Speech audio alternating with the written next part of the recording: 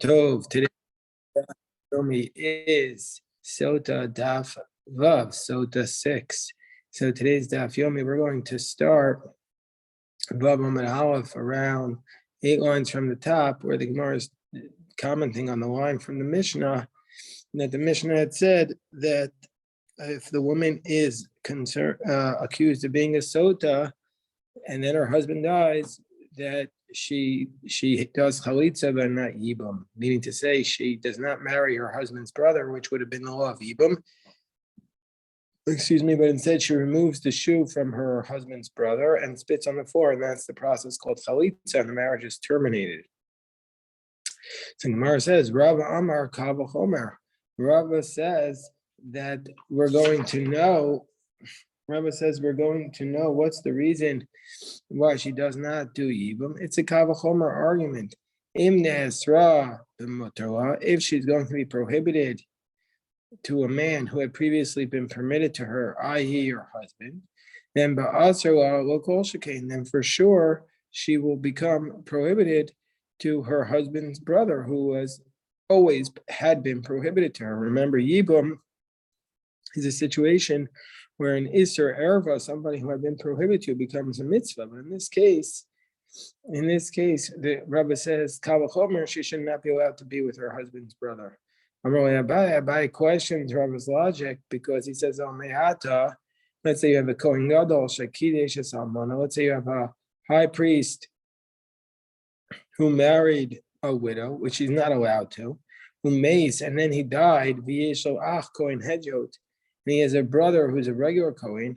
Motis Yabim, the regular Kohen, should not be allowed to do Yibam with his brother's widow, because if she had been prohibited to the man who was permitted to her, for sure to her brother-in-law who had been prohibited to her, she should be prohibited.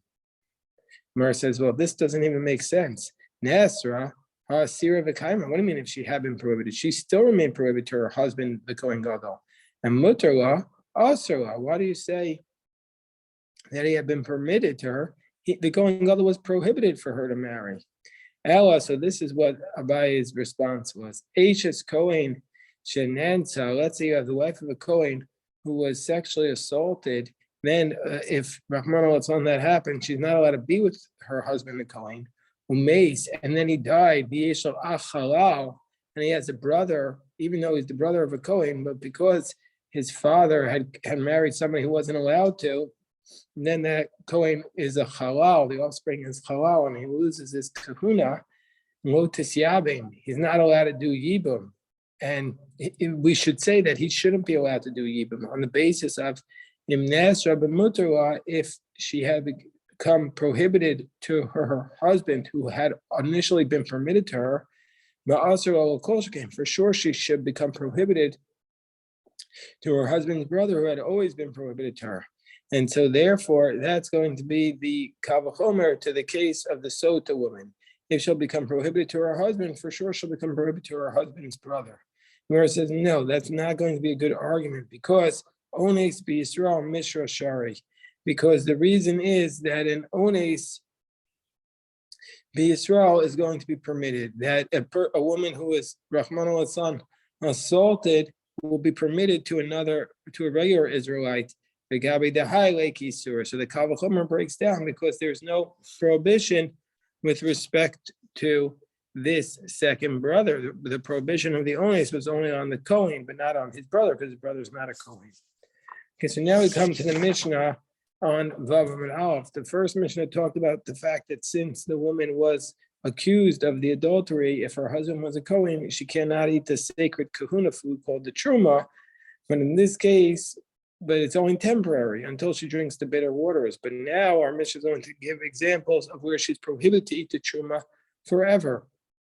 Ve'elu asuros le'achol mila'achol b'truma. And these are the cases where the woman is prohibited to eat from the truma forever. She says, I did commit the adultery, and so therefore she can never eat from this truma. Also, or if witnesses came and said that she committed the adultery, Valmeris Aini Sotah, or if the woman says, I refuse to drink the waters, or she says, I refuse to drink the waters, then she's never going to be able to eat the truma because we're going to assume she was adulterous. Or if her husband says, I don't want her to drink the waters. So under those circumstances, Rashi explains the shuv ein amayim bodkenosa, because if the husband refuses to give her the waters, and the waters are not going to test her anymore. And so therefore, if the husband refuses to give her the waters, then she's not going to be tested. Or if the husband had relations with her on the journey while they were traveling to Jerusalem to be tested, because once the husband has committed a sin, then the waters won't check her anymore, because that's what the Gemara is going to tell us in Daf Chav Ches, because it says in the Torah, "V'nika Ishmei Avon," that it's only that, and that's what the verse says. Then that once he gives her the bitter waters, he will be cleansed from sin. But the bitter waters only work in a time where the man himself was free from sin. But if he had been with her on the journey to Jerusalem, we're going to say that the waters will no longer check her. And so therefore, since the waters can't check her, she'll never be able to eat from the truma. So Amar Rav Amram. So Rav Amram taught. Who's Rav Amram? Earlier we've had references to Rav Amram, and we had suggested that it was a very, very late authority, but here he's quoting Rav Sheshes, so it's clearly an Amora. So Amar Rav Amram, Hamilsa Amar Lan Rav Sheshes. This is something that Rav Sheshes taught us. And Rav Sheshes illuminated our eyes from the Mishnah. What did Rav Sheshes say? By the way, Rav Sheshes was blind. So if Rav Sheshes is illuminating our eyes, meaning to say the blind man is illuminating our eyes. What did Rav Sheshes say? Sotah sheyesh la edim b'medina sayam. Let's say there's a Sotah woman who has that there were witnesses. She's being tested for the bitter waters, but there were witnesses. Who were these witnesses? They were overseas. We don't know about them, but there's witnesses overseas. So if there are witnesses to the fact, even though we don't know about it, then the waters will be ineffective. As long as there are witnesses somewhere in the world, we're bringing this woman to test her with the bitter waters, but they might not work. Why might they not work? Because there are witnesses somewhere in the world. So then the bitter waters will not miraculously, the miracle won't work. My time. How do we know if there are witnesses? Oh, we don't. The Gemara is going to raise that question. What's the reason why the bitter waters won't work if there are witnesses? The Amrakah, because the pasuk says, "Ministera," because she will be secluded. V'hi nitma'a, and she became tme'ah. Ve'ed ein ba, she was secluded and she committed adultery, and there was no witnesses.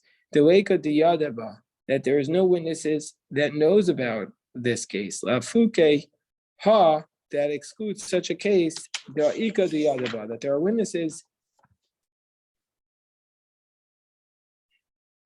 Excuse me. Hold on 1 second.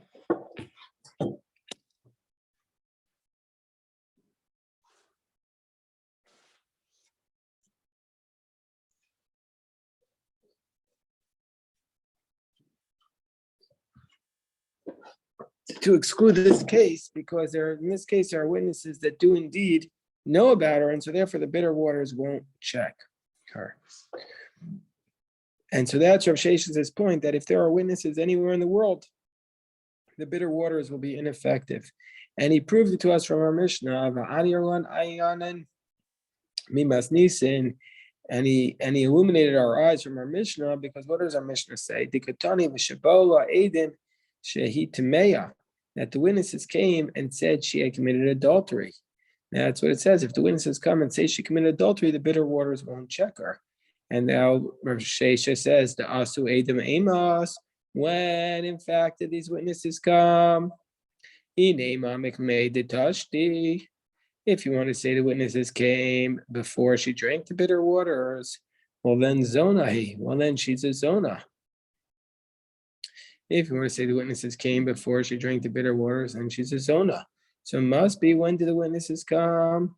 Elabasar deshasai. It must be that the witnesses came after she drank the bitter waters.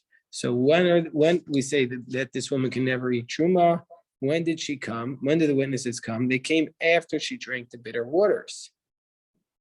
Now, if you want to say that the bitter waters don't check her, like Rav Sheshis is arguing that if there were that the bitter waters didn't work because there were witnesses overseas, then Shapir. So then we're going to say that makes sense to say why she can't eat truma after the witnesses came. Well, the bitter waters after the witnesses came, because she drank the bitter waters, so she should be allowed to. The bitter waters were obviously more effective than the witnesses, but we're saying no, that after the bitter waters she drank them, even though the bitter waters did not implicate her. Nevertheless, the witnesses came, and for the fact the witnesses came, that's why the bitter waters were not effective, because there were witnesses at the time. So that's what the Gemara says.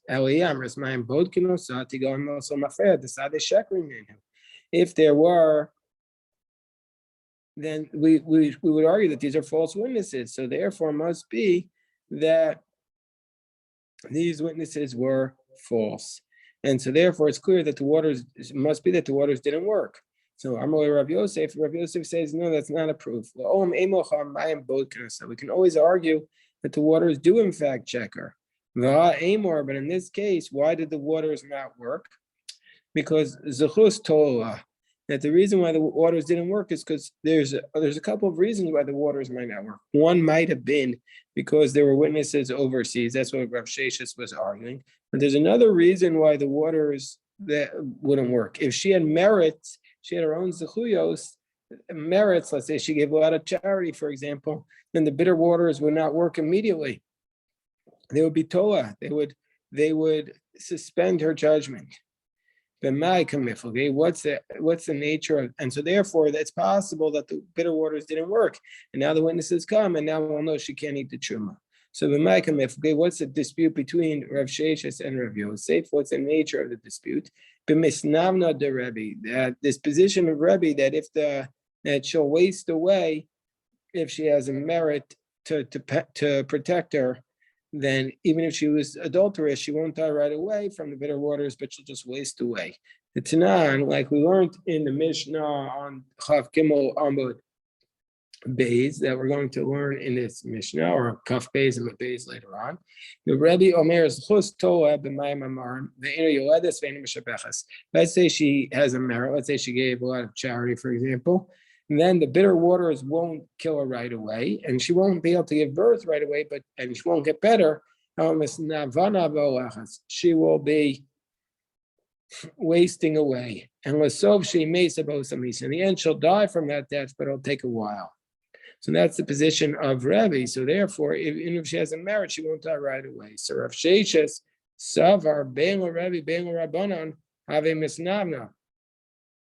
Rav Shesha says, well, that's the reason, both according to Rebbe and according to Rabbanan of our Mishnah here, she could have a merit and she'll waste away. And so therefore, in our case, it's possible that the schus was toleba, that the merit will be suspending her punishment. And then the other witnesses come and will say, okay, she had been guilty. And so therefore, that's another reason why the bitter waters didn't work.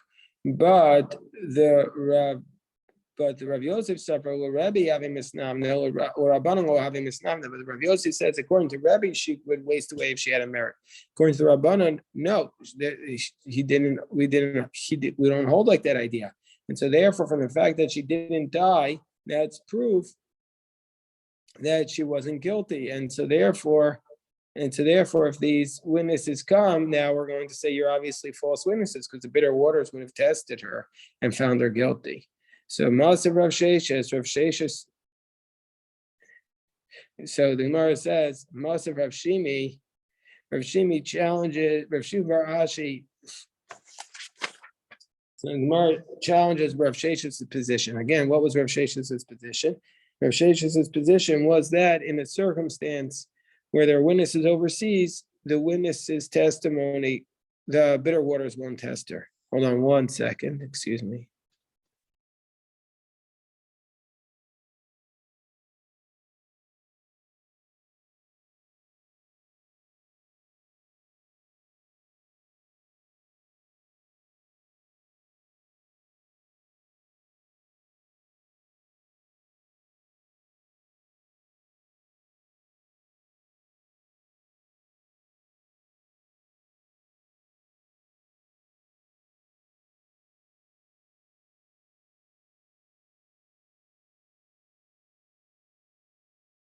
Okay, back to the Gemara. Sorry for the delay, but Rav Sheshes had argued that in the case where there are witnesses overseas, the bitter waters will test her. So Rav Shimon Barashi challenges him from the Mishnah on Chaf Beis and Beis, where the Mishnah had said that Rabbi Shimon said, "Ein schos tola b'mayim amarim," that the bitter waters don't actually. If she has a merit, the merit is not suspended by the bitter waters. So that's what Rav Shimon says. And Rabbi Shimon continues, and if you want to say, and if you're going to say that the merits will suspend the bitter waters, that if she has meritorious acts, the bitter waters won't work right away, and if they call Nashim, Hashosos, then what you're going to do under those circumstances is you're basically going to undermine the whole power of the bitter waters, meaning to say none of the women are going to be afraid to drink the bitter water because they're going to say we have these merits. And furthermore, and also you're going to undermine all the women who do drink, because people will say, but people will say, yeah, they were really adulterous. It's just that they happen to have these merits. So Rabbi Shimon says we don't accept this concept that if there's a merit, their judgment will be suspended. Vim Isa, and if you're correct, Rav Sheshes,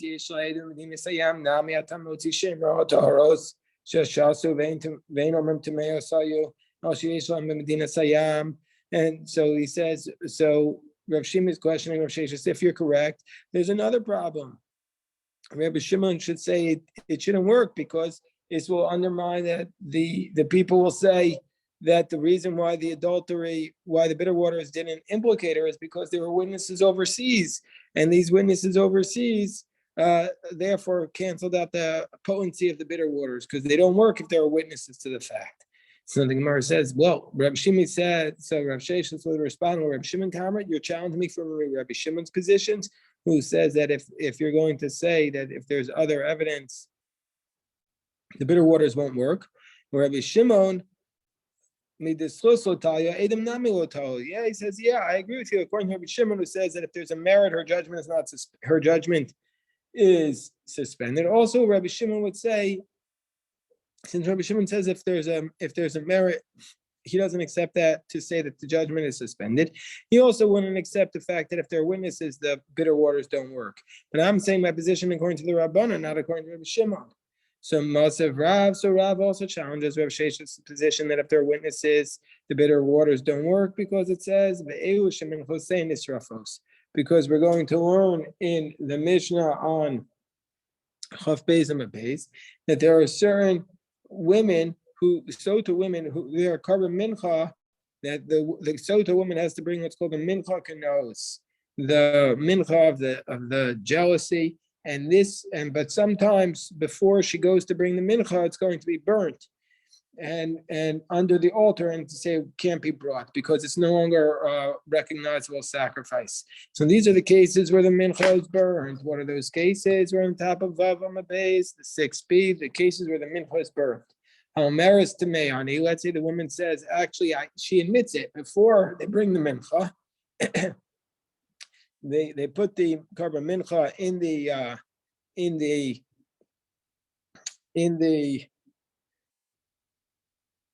kli, and they were in the utensil, and they're about to bring it, and she says, actually, I did the adultery, so we no longer bring it. Or if she says v'shabola edim, or if their witnesses show up and say that she was tameya. So then the mincha is also not brought as an offering, and it's burnt, and it's going to be burnt at the foot of the altar, underneath the altar, and it's not brought on the altar. So Gemara asks the question, also Adam, when did these witnesses come? Also Adam Amos, when did these witnesses come? If you want to say before the grain offering was put into the utensil, well, then it doesn't have what's called kedusha saguf. It's not sanctified to be a sacrifice at that point. And so it's just regular sanctity. And so then you should be able to redeem it. El Basar de Kadosh, we want to say it's after it's sanctified. So that's when the witnesses came. Now, Amras, Bishlama. So basically, at that point. So the Gemara says, if you want to say when that there were also witnesses that say she was tamei, mayim bodkanosa. If you say that if there are witnesses that not like our sheikhs, if you want to say like Rav Yosef that the waters do check her, even if there are witnesses, alma bas mikdash mikrafi, that we're going to say that when they did sanctify it, the grain offering was capable of being sanctified. V'chi kadosh mikara shaper kadosh, and it was originally sanctified. And that's the reason why minchas on this is why this covered mincha is burnt. But if you want to say so that if there were witnesses, the waters would never check her. To go in Milso Mafreya, then it should become very clear retroactively that when they sanctified this grain offering, the Kaddish Meikara Batalas Kaddish, it was sanctified mistakenly. And so therefore you should be able to redeem the grain offering. Because if there were witnesses the whole time, then it wasn't really a properly sanctified offering. And so therefore the sacrifice should be able to be redeemed. So this proves that it was properly sanctified, and so therefore the witness, so that even though there are witnesses, the bitter waters would be effective, even though she didn't know about the witnesses. Gemara says, "Amar Rav Yehuda mi diskarta." No, we're not talking about a case where there were witnesses the whole time, and therefore the grain offering was not actually sanctified. We're talking about a case is kigon shezinta ba'azara, where after they put the grain offering into the utensil, then she committed the adultery in the courtyard of the temple. The chikadosh meikara shapir kadosh. When it was sanctified initially, it was sanctified, but now between the act of the placing the grain offering in the utensil and the bringing of the offering, she committed the adultery. So the Gemara says, when did she commit the adultery? The young Kohanim are escorting her. So the Gemara says, well, that's the case. She had the adultery with these young Kohanim. How could she have the adultery with the Kohanim in the temple of the courtyard? So the teretz is that that just the opposite. It's a greater danger when you're in a passionate moment, a powerful spiritual moment. There is a danger of sinning. So the point is that even though they were in the temple at that time, the passions were so intense that there was this possibility of sin. Rav Ashi says, no, she needed to go to the bathroom.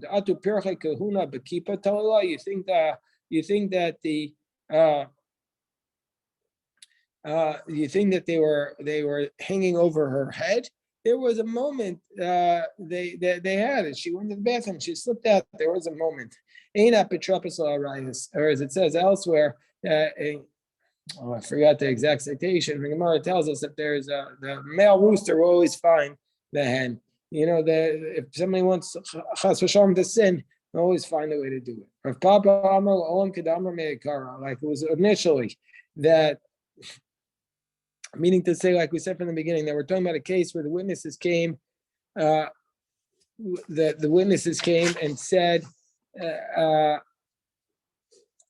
after the fact that we were witnesses to the fact, and therefore she was adulterous. So if that's the case, how is it sanctified? And then if you want to say, well, if that's the case, the grain offering should never have been sanctified properly, it should go out to Chorn. Gemara says, no. We're talking about a case, midrabanan, that why do we say it needs to be burnt? It's just rabbinically that it needs to be burnt. Hold on one second.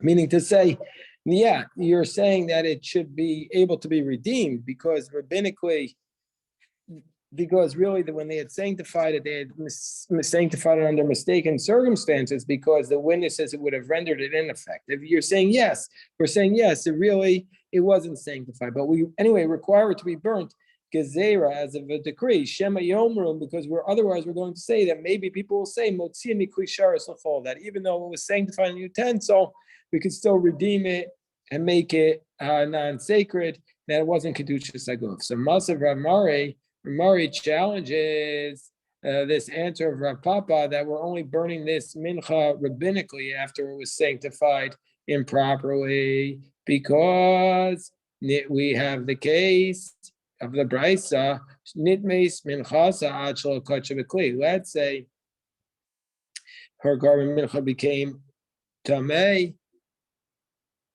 before it was placed into the utensil. So then harei kachol menachos.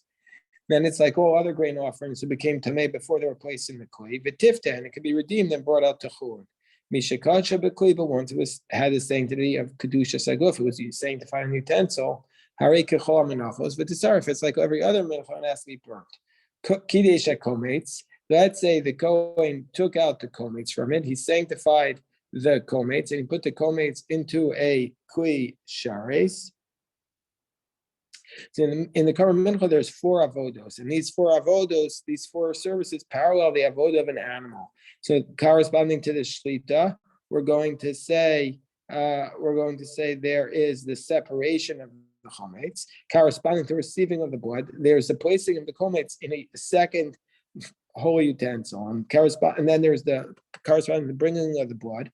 There is the bringing of the chometz to the altar, and corresponding to the sprinkling of the blood, there's the burning of the chometz. That's menachos yud gimel base. So that's what Rashi tells us here. So let's say they placed the chometz in the second utensil of krivo, and he didn't have time to bring it until the husband died, and so now there's no longer to have any reason to have her drink the bitter waters, or or until she dies. Then it's burnt. Karava kometz, but let's say the kometz will be burnt. Let's say the kometz will be burnt, and the Kohen was not able to eat the rest of the mincha ad shemesu or ad shemesi before the husband or she died. And then it's like all other menachos whose kometz was burnt, and the mincha could be beaten. Because the reason why it was bought from the beginning was out of a doubt. So they could get, so that after the burning of the mincha, the woman could drink. And so since when it was brought, she was able to be drink. Therefore, kippur svecha v'halcha. Then therefore the offering was brought properly, and so therefore you could eat this kometz. But now is the question: Bola edem she tameya. But let's say before the kometz was brought, the witnesses came and say that she had been tameya. Minchas and esrafas. Then the mincha is not brought. The mincha is burnt. But nimtzu edea zomamim. But let's say these witnesses are found to be false witnesses.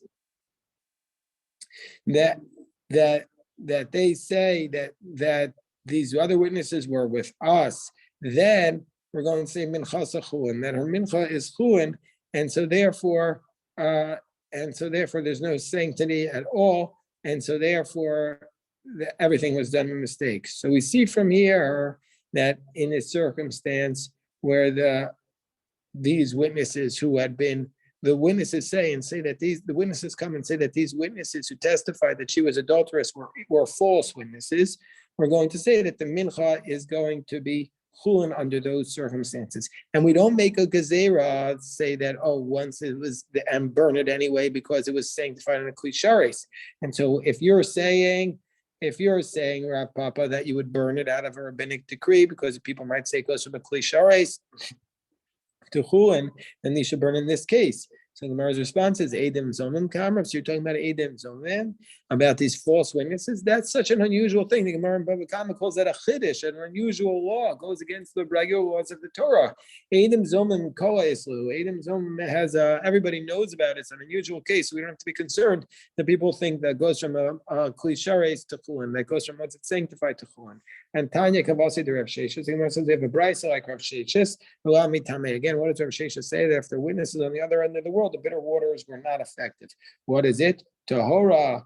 So it says it was Tahora. So it says in the pasuk Tahora, meaning to say that if she will not become defiled, and she was Tahora, and she'll be clean from sin, and she'll have descendants. Tahora v'lo sheyesh la'edim b'medina sayam.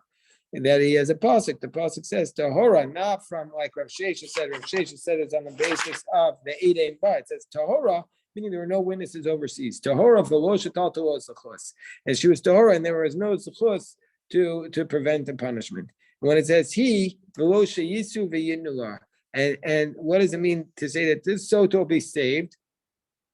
So therefore, that nobody is going. so that nobody is going to talk about her, meaning to say, Mosros Bilavona. That means to say that if she had been promiscuous with her dress, then the bitter waters won't work. So we see from here that the reason why the Sotah, if they're witness overseas, they don't check her, is based upon the pasuk of Tahora, not on the verse the eight ein ba. The Gemara challenges the Rabbi Shimon that we had said on Amud Aleph, who says that the slus will not prevent the punishments, because if that's the case, then everybody will be challenging all the women and saying we don't believe you. The reason why the bitter waters didn't work is because you had this slus. For Rabbi Shimon, the vavo darsh. What is Rabbi Shimon basing this on? He's not expounding the vav of Tahora, and so therefore, that's what the Brisa used to say that her merits defend her. Va'ika, but there's another case. But there's another case where bitter waters won't work. If there are witnesses overseas, like we just talked about from this Brisa, so the Gemara says lo shlicha. That case, the witnesses overseas, that's not common, and so therefore we're not worried that the women are going to say that she's really guilty the whole time. Well, I just want to say a couple of scheduling notes.